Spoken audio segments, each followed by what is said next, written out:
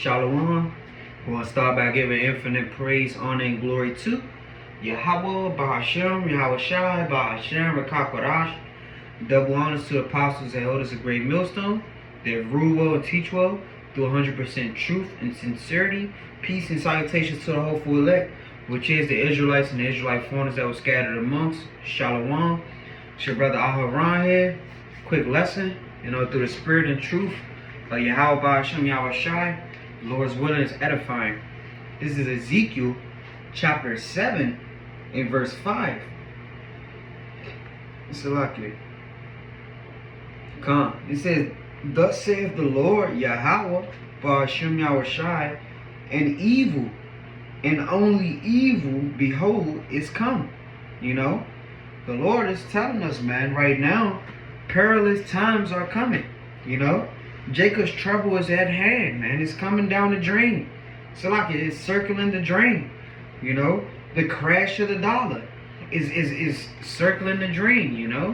We're waiting for the mandates to be pushed out across the four winds of the earth, so this system can collapse, man. So this system could fall the way that the Lord has said, man. But right now, what manner of conversation shall you be in, So like it should be, what manner of holy conversation shall you be in, Right now we're speaking into the ears of the Lord's people, the words of prophecy, like 2nd Esdras 15 and 1 goes into.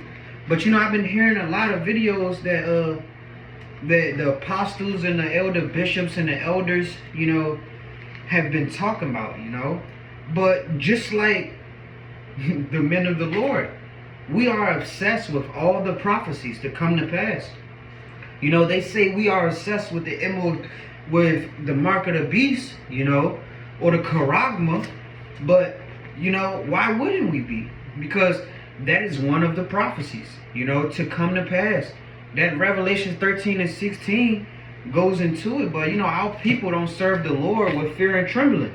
I just got a couple precepts to land back off of, certain things that have been running across my mind. But me watching those videos and seeing about the obsession of the men of the Lord, and the people of this world think that we're obsessed for nothing. But truly, actuality, when these things come to pass in front of their eyes, they're going to still be blind. They're not going to see why.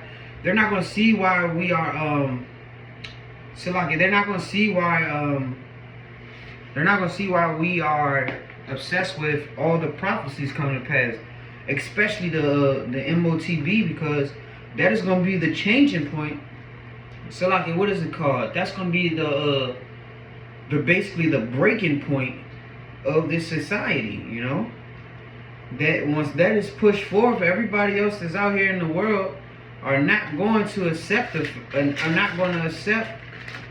fact that Esau Edom has been despising us and deceiving us this whole time. And when I say us, it started with us. We were a part of the world at first. We used to commit the sins that everybody else do. But the Lord told us to change those things, and we are taking hold onto that because we are serving the Lord with fear and trembling. So Matthew 19, verse 28, it says, "And Yahweh Shai said unto them, Verily I say unto you, that ye which have followed me in the regeneration, when the Son of Man shall sit in the throne of his glory, ye also shall sit upon 12 thrones, judging the 12 tribes of Israel." So right now, we are waiting for all these things to come to pass for our true blessings and our inheritance to kick in. Like what they say, to be heirs is when when you are rightfully to receive something, under the king. And our king is Yahweh Shai, man. So we're rightfully going to inherit the things that he said that we shall. So to continue on, it says, verse 29, Matthew 19:29 says, "And everyone that has forsaken houses, or brethren, or sisters, or father, or mother, or wife, or children, or lands, for my sake, for my name's sake, shall receive 100-fold and shall inherit everlasting life." But what would you give up for the Lord? The things that the Lord has blessed you with to receive on this side, Are you willing to give those things up? You know, and our people aren't. They're not in the mind state of giving up everything that they have for the Lord, because they're still in the worldly mind states that He has left them in. You know, but the main thing is our obsession, man. We are obsessed with all the prophecies. You know, I was watching Apostle Tahar and you know, Elder Manata Zakbot page, and you know, those lessons that are being brought out tells you why. You know, but our people are so foolish and reject the knowledge so much, like Hosea 4:6 goes into. The Lord is gonna reject them in that time, man. You know. So fuck what they're obsessed with. We are obsessed with Yahweh by Hashem Yahushai, and He said, "For lo, I come in the volume of the book." So everything that is spoken, you know, in the book is going to come to pass, and we're waiting on those things to happen. So Proverbs 1:24 says, "Because I have called and ye refuse, I have stretched out my hand and no man regarded, but ye have set at naught all my counsel, and would none of my reproof. I also will laugh at your calamity. I will mock when your fear cometh." So, you know, right now, you're not, these people that are saying the men of the Lord are obsessed, you know, with the MOTB or the mark of the beast. Hell, damn right we are. We want those things to come to pass. But the ones that are rejecting the Lord's word, you know, it's going to come, He's going to laugh at you fuck niggas. Salakia for my language, but He's going to laugh at you stupid niggas. When your fear come upon you, He's gonna laugh at your calamity. You know, you're gonna wish you didn't sit right here and go up against the men of the Lord, because the ones that don't receive the words of the Lord are gonna be the ones that fall into destruction, fall into those snares. But you know, Yahweh Hashem Yahushai is telling us right now to lay apart from the people of this world, but they don't care. They want to still be like these people. So death be unto them. You know? I'm going to jump to Psalms. And Salaki, while I get it. This is Psalms chapter 2 and verse 11. It says, "Serve the Lord." Salaki. It says, this is Psalms chapter 2 and verse 10. It says, "Be wise now, therefore, O ye kings, be instructed, ye judges of the earth. Serve the Lord with fear and rejoice with trembling." And you know, you could tell that the people that are ruling over us are not serving the Lord with fear and trembling, you know.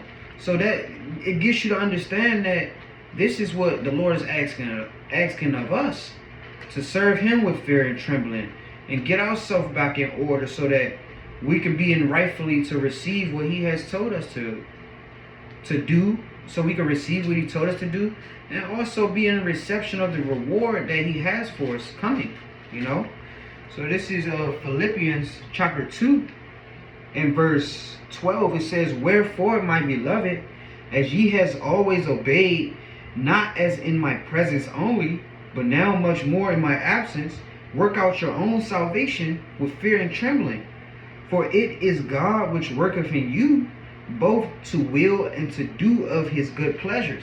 So, you know, the will of Yahweh Hashem Yahushai tells us, man, wait on every last prophecy, you know, including the MO, you know, including the Karabmo, including World War III to be elevated into a point where, you know, it pushed forth the ICBM missile strikes coming across the world through the spirit of Yahweh Hashem Yahushai, raising that spirit of vengeance up, you know.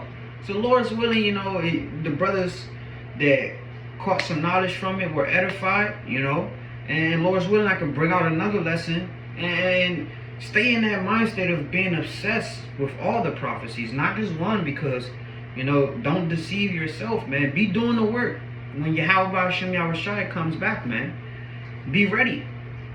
So call Halayim, Yahweh, Bahashem, Yahushai, Bahashem, Rekakwarash, Salakia for the lunch break lesson. It was a quick hit. But Lord's willing, I could bring out another one. Shalom, DTA, Babal, and double honors to the apostles and elders of Great Millstone that rule well and teach well through 100% truth and sincerity. Peace and salutations to the hopeful elect, which is the Israelites and the Israelite foreigners that were scattered amongst. Shalom.